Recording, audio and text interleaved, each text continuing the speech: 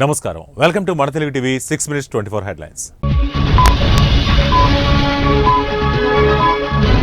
జగన్ కు భద్రత తగ్గింపు, వైఎస్ఆర్ కాంగ్రెస్ నేతల ఫిర్యాదు, కేంద్ర మంత్రితో చంద్రబాబు చర్చలు. ఏపీపీఎస్సీ గ్రూప్ 2 పరీక్ష వాయిదాకు హైకోర్టు నిరాకరణ, ఫిబ్రవరి 23న పరీక్ష యథాతథం. కేంద్ర విశ్వవిద్యాలయాల్లో పూర్తి స్థాయి వీసీలను నియమిస్తాం, కేంద్ర విద్యాశాఖ మంత్రి ధర్మేంద్ర ప్రధాన్. ట్రాఫిక్ ను కంట్రోల్ చేయడం దేవుడికి కూడా సాధ్యం కాదు, కర్ణాటక డిప్యూటీ సీఎం డీకే శివకుమార్ కీలక వ్యాఖ్యలు.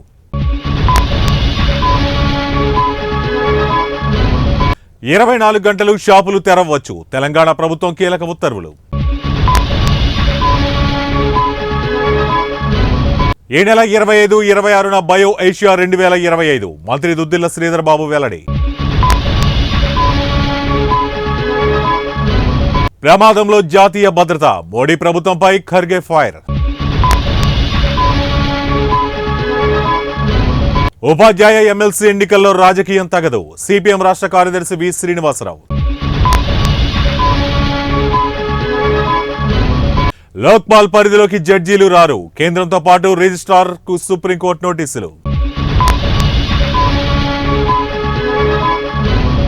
జగన్ చేసిన అప్పుల వల్లే ఆర్థిక ఇబ్బందులు, పవన్ కళ్యాణ్ ఫైర్. కామారెడ్డిలో విషాదం, గుండెపోటుతో రోడ్డు మీద కుప్పకూలిన 10th విద్యార్థిని. కూటమి ప్రభుత్వంలో లాండ్ ఆర్డర్ గతి తప్పింది, కొట్టు సత్యనారాయణ.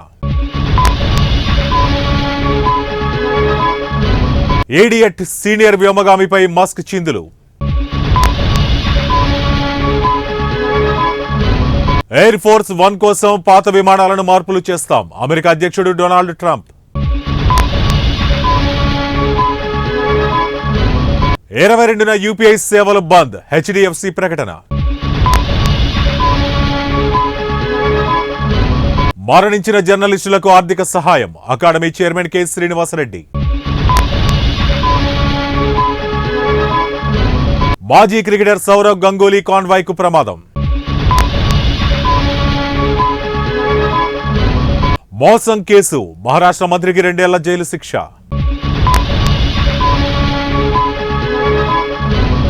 శ్రీలంకలో రైలు ఢీకొని 6 ఏనుగుల మృతి, రైలులోని ప్రయాణికులు సురక్షితం.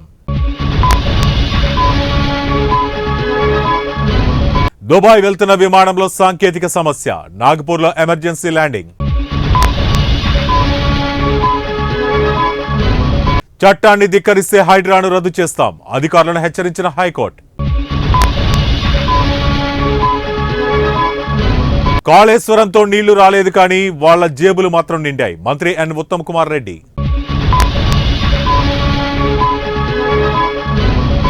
ఎఫ్బీఐ కొత్త డైరెక్టర్ గా భారత సంతతికి చెందిన కాష్ పటేల్, తొలి రోజే మాస్ వార్నింగ్. కనీసం 20,000 మంది పైలట్లు కావాలి, మంత్రి రామ్మోహన్ నాయుడు.